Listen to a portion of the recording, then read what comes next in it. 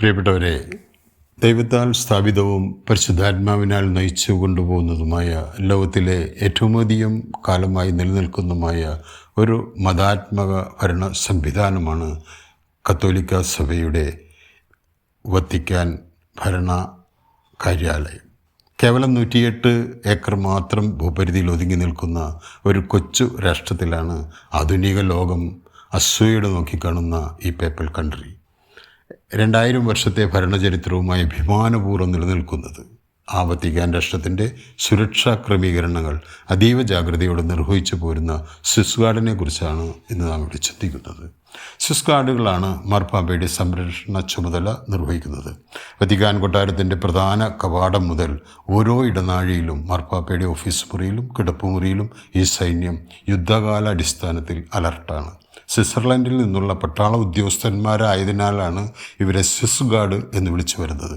പുരാതന കാലം മുതലേ ഈ സൈന്യം ഫ്രാൻസിൻ്റെയും സ്പെയിൻ്റെയും സൈന്യത്തിൽ സേവനമനുഷ്ഠിച്ചിരുന്നു. യുദ്ധ നിപുണരായിരുന്ന ഹെൽവേഷ്യൻ ഗോത്രവർഗ്ഗക്കാരായ ഇവരാണ് സ്വിറ്റ്സർലൻഡിലെ സൈന്യത്തിലേറെയും.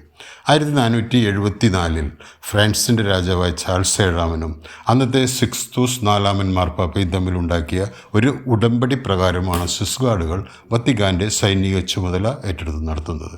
ഇന്നിപ്പോൾ ഈ സൈന്യം സ്വിറ്റ്സർലൻഡിൻ്റെ ഭാഗമാണെങ്കിലും വത്തിക്കാൻ രാജ്യത്തിനു വേണ്ടി മാർപ്പാപ്പയുടെ കീഴിലാണ് പ്രവർത്തിക്കുന്നത്. 19-നും 30-നും പ്രായമുള്ള അവിവാഹിതരായ സ്വിറ്റ്സർലൻഡ് പൗരത്വമുള്ളവരെയാണ് സ്വിസ് ഗാർഡുകളായി മാർപ്പാപ്പ നിയമിക്കുക. രാഷ്ട്രത്തലവനായ മാർപ്പാപ്പയാണ് ഇവരുടെ സർവ്വസൈന്യാധിപൻ. സ്വിസ് ഗാർഡുകളുടെ ഭരണ നിയന്ത്രണം നടത്തുന്നത് വത്തിക്കാൻ്റെ സൈനികാസ്ഥാനമായ കാര്യാലയത്തിൽ നിന്നാണ്. ഒരിക്കൽ കണ്ടാൽ സ്വിസ് ഗാർഡുകളുടെ വസ്ത്രധാരണ രീതി ആരുടെ മനസ്സിലും നിന്നും മാഞ്ഞു പോകില്ല. അത്രയ്ക്ക് മനോഹരമാണ് അവരുടെ യൂണിഫോം. 1921 മഞ്ഞയിൽ കറുപ്പ് വരെയുള്ള ഈ യൂണിഫോം, പിന്നെ ചുവന്ന തൂവലുള്ള ഇരുമ്പ് ഹെൽമെറ്റ് ഇവർക്ക് കിട്ടിയത് സ്വിസ് ഗാർഡുകളുടെ മധ്യസ്ഥനായ വിശുദ്ധ മാർട്ടിൻ്റെയും വിശുദ്ധ സെബസ്ത്യാനസിൻ്റെയും പ്രാർത്ഥനകളോട് നമ്മുടെ പ്രാർത്ഥനകൾ ചേർത്ത് വെച്ച് ഇവർക്ക് വേണ്ടി നമ്മൾക്കും പ്രാർത്ഥിക്കാം. ആമേൻ.